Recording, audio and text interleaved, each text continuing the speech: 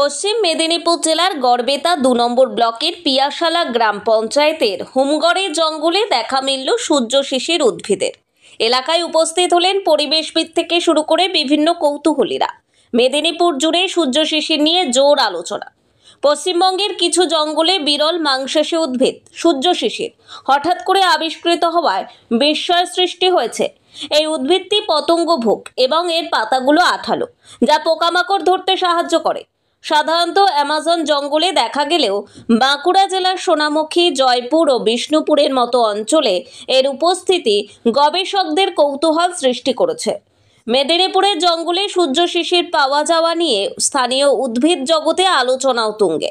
সাধারণত অ্যামাজন জঙ্গলের মতো দূরবর্তী অঞ্চলে বেশি দেখা যায় এমন একটি মাংসাশী উদ্ভিদের এবার মেদিনীপুরের জঙ্গলে সূর্য শিশিরের উপস্থিতি গবেষক এবং প্রকৃতিপ্রেমীদের মধ্যে চাঞ্চল্যের সৃষ্টি করেছে।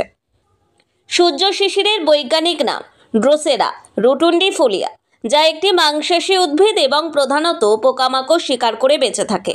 এর পাতার উপর থাকা শিশিরের মতো আঠালো ফোঁটাগুলি দেখে নামকরণ করা হয়। এটি মূলত নিম্নমানের খনিজ পুষ্টি সম্পন্ন মাটিতে জন্মায়, তাই পোকামাকড় থেকে প্রয়োজনীয় পুষ্টি সংগ্রহ করে। সূর্য শিশিরের পাতাগুলি ছোট এবং গোলাকার। পাতার উপরিভাগে থাকা ডাঁটাযুক্ত গ্রন্থিগুলি থেকে এক ধরনের আঠালো শ্লেষ্মা নিঃসৃত হয়, যা দেখতে শিশিরের মতো। এই আঠা শুধু শিকারকে আটকে রাখাই নয়, বরং এর একটি বিশেষ গন্ধও রয়েছে, যা পোকামাকড়কে আকর্ষণ করে। যখন কোনো পতঙ্গ আঠায় আটকে যায়, তখন পাতাগুলো ধীরে ধীরে বেঁকে গিয়ে পতঙ্গটিকে সম্পূর্ণভাবে আবদ্ধ করে ফেলে।